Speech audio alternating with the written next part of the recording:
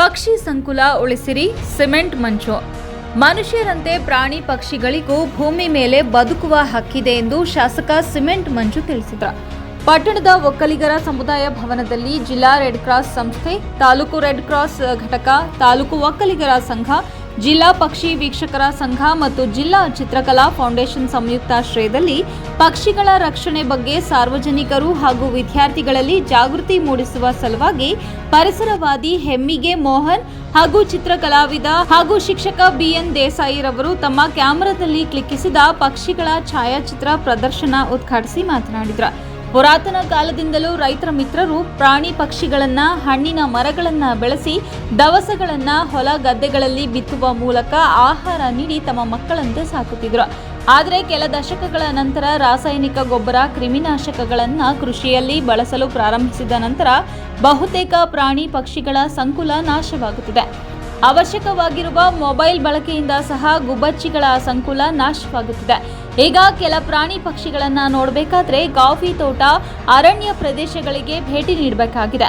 ಇದು ಮುಂದುವರಿದರೆ ಮುಂದಿನ ಪೀಳಿಗೆಗೆ ಅನೇಕ ಪ್ರಾಣಿ ಪಕ್ಷಿಗಳ ಪರಿಚಯ ಇಲ್ಲದಂತಾಗುತ್ತದೆ. ನಮ್ಮ ದೇಶದಲ್ಲಿ ಸುಮಾರು 10,000ದಷ್ಟು ಇದ್ದ ಪಕ್ಷಿಗಳ ಸಂಕುಲದಲ್ಲಿ 1,500ಕ್ಕೂ ಹೆಚ್ಚು ಪಕ್ಷಿ ಸಂಕುಲ ನಾಶದಂಚಿನಲ್ಲಿದೆ. ದೇವರು ಸೃಷ್ಟಿ ಮಾಡಿರುವ ಪರಿಸರವನ್ನ ಉಳಿಸಿಕೊಳ್ಳಲು ಎಲ್ಲರೂ ಗಮನ ಹರಿಸಬೇಕು ಎಂದರು. ಮತ್ತೆ ತುಂಬಾ ಪಕ್ಷಿಗಳು ಇವತ್ತು ಕೂಡ ಕಾಣ್ತಾರೆ. ಇದಕ್ಕೆ ಬೇಕಾದ ಕಾರಣ ಯಾಕೆಂದ್ರೆ ಇವತ್ತಿನ ಆಧುನಿಕ ಯುಗದಲ್ಲಿ ಮನುಷ್ಯನಿಗೆ ಬೇಕಾದ ಅನುಕೂಲತೆಗಳನ್ನ ಪಡ್ಕೋಬೇಕಂದ್ರೆ ಇವತ್ತು ನಮಗೆ ಗೊತ್ತಿರೋ ರೀತಿಯಲ್ಲಿ ಮೊಬೈಲ್ ಕವರ್ ಹಾಕಿದ್ರೆ ಇದಕ್ಕೆ ಅಡ್ಡಿಗಳು ಬರಲ್ಲ ಅಂತ ಹೇಳ್ತಾರೆ. ಬಟ್ ನಿಜದ ಸುಳ್ಳು ನಮಗೂ ಕೂಡ ಗೊತ್ತಿಲ್ಲ. ಬಟ್ ಆದ್ರೆ ಇವತ್ತು ನಿಜವಾಗ್ಲೂ ಕೂಡ ತುಂಬಾ ಕಡೆ ಗುಬ್ಬಚ್ಚಿಗಳು ಕಾಣತಕ್ಕಂಥ ವ್ಯವಸ್ಥೆ ನಿರ್ಮಾಣ. ಅದ್ರ ಜೊತೆಗೆ ನಮ್ಮ ಭಾಗದಲ್ಲಿ ಇವತ್ತು ಈ ಒಂದು ಕಾರ್ಯಕ್ರಮಕ್ಕೆ ಇಷ್ಟೊಂದು ಇಂಟ್ರೆಸ್ಟ್ ಆಗಿ, ಇಷ್ಟೊಂದು ಅಚ್ಚುಕಟ್ಟಾಗಿ ಆಗಿದೆ ಇರ್ತಕ್ಕಂಥ ಕಳಕಳಿ ಎಷ್ಟಿದೆ ಅಂತ ಹೇಳಿದ್ರೆ ಒಂದು ಕಾರ್ಯಕ್ರಮವನ್ನು ಓಡಿಸಬೇಕಾಗುತ್ತೆ.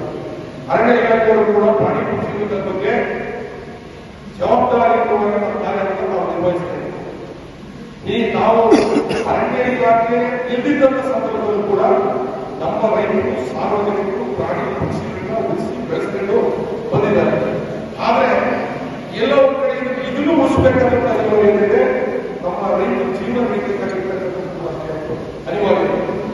ಸುಮಾರು 10,000 ಪಕ್ಷಿಗಳ ಪ್ರಭೇದಗಳಲ್ಲಿ ನಮ್ಮ ಭಾರತದಲ್ಲಿ 1,350 ಜಾತಿಯ ಪಕ್ಷಿ ಪ್ರಭೇದಗಳು ಭಾರತದಲ್ಲಿ. ಅದರಲ್ಲಿ ಸುಮಾರು 300ರಿಂದ 350 ಪ್ರಭೇದಗಳು ಇವತ್ತು ನಶಿಸಿ ಹೋಗ್ತಕ್ಕಂಥ ಪರಿಸ್ಥಿತಿ ಇದೆ. ಇದಕ್ಕೆ ಕಾರಣಗಳು ಬೇರೆ.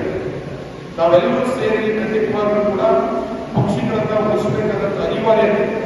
ನಮ್ಮ ಭಾಗದಲ್ಲಿ ಕೆಲವೊಂದು ಸಂದರ್ಭದಲ್ಲಿ ಹಲವಾರು ಪಕ್ಷಿಗಳಿಗೆ ಮಾತ್ರ ವಲಸೆ ಬಂದು ಹೋಗ್ತಕ್ಕಂಥ ಇದನ್ನು ಕೂಡ ನಾವು ನೋಡಿದ್ದೀವಿ. ಕೆಲವೊಂದು ಪಕ್ಷಿಗಳು ಇದಾವೆ, ಅದು ಬೇರೆ ವಿದೇಶದಿಂದ ಬಂದು ಇಲ್ಲಿ ತನ್ನ ಸಂತತಿಯನ್ನು ಮಾಡ್ತಕ್ಕಂಥ ಸಂದರ್ಭದಲ್ಲಿ ಬಂದು ತನ್ನ ಸಂತತಿಯನ್ನು ಮಾಡ್ಕೊಂಡು ಮತ್ತು ವಾಪಸ್ ಹೋಗ್ತಕ್ಕಂಥದ್ದು ಕೂಡ ನಾವು ನೋಡಿದ್ವಿ.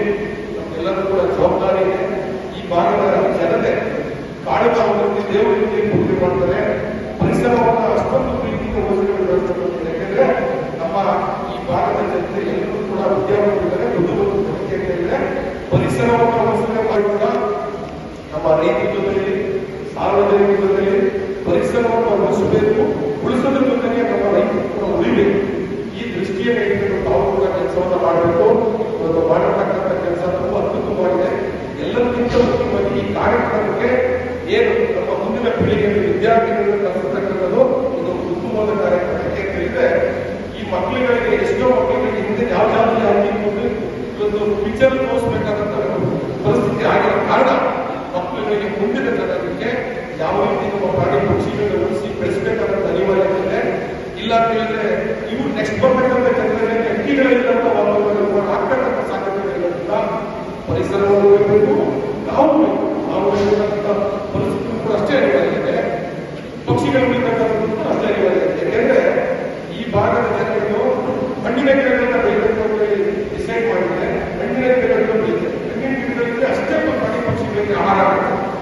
ಈ ನಿಟ್ಟಿನಲ್ಲಿ ಜಿಲ್ಲಾ ಉಪ ಅರಣ್ಯ ಸಂರಕ್ಷಣಾಧಿಕಾರಿ ಸೌರಭ್ ಕುಮಾರ್ ಅವರು ರಾಜ್ಯ, ಜಿಲ್ಲಾ ಮಟ್ಟದಲ್ಲಿ ನಡೆಯುತ್ತಿರುವ ಛಾಯಾಚಿತ್ರ ಪ್ರದರ್ಶನವನ್ನ ತಾಲೂಕು ಮಟ್ಟದಲ್ಲಿ ಏರ್ಪಡಿಸಿರುವುದರಿಂದ ವಿದ್ಯಾರ್ಥಿಗಳಲ್ಲಿ ಅರಿವು ಮೂಡಲು ಸಹಕಾರಿಯಾಗಿದೆ ಎಂದು ಸಂತಸ ವ್ಯಕ್ತಪಡಿಸಿದರು. ಪರಿಸರವಾದಿ ಹೆಮ್ಮಿಗೆ ಮೋಹನ್ ಮಾತನಾಡಿ, ಜನಸಾಮಾನ್ಯರು ಸಾಧ್ಯವಾದಷ್ಟು ಹಣ್ಣಿನ ಗಿಡ ಮರಗಳನ್ನು ಬೆಳೆಸುವ ಮೂಲಕ ಪಕ್ಷಿಗಳ ಸಂಕುಲವನ್ನು ಉಳಿಸಬೇಕು ಎಂದರು. ಸುಮಾರು 500 ಬಗೆಯ ಪಕ್ಷಿಗಳ ಛಾಯಾಚಿತ್ರಗಳ ಪ್ರದರ್ಶನ ಏರ್ಪಡಿಸಲಾಗಿತ್ತು. ಸಾರ್ವಜನಿಕರು, ವಿದ್ಯಾರ್ಥಿಗಳು ವೀಕ್ಷಿಸಿದರು. ಸಮಾರಂಭದಲ್ಲಿ ತಹಶೀಲ್ದಾರ್ ಮಂಜುನಾಥ್, ಕ್ಷೇತ್ರ ಶಿಕ್ಷಣಾಧಿಕಾರಿ A J Krishnegowda, Renuka Prasad, red cross taluk ಘಟಕದ ಅಧ್ಯಕ್ಷ ಕಾಂತರಾಜು, ಶಾಂತಕೃಷ್ಣ, ಸುರೇಶ್, ಸುಬ್ಬಸ್ವಾಮಿ, ಆರ್ ವಿಜಯಕುಮಾರ್, ಕದಾಳು ರಾಜಪ್ಪ ಇತರ ಗಣ್ಯರು ಉಪಸ್ಥಿತರಿದ್ದರು.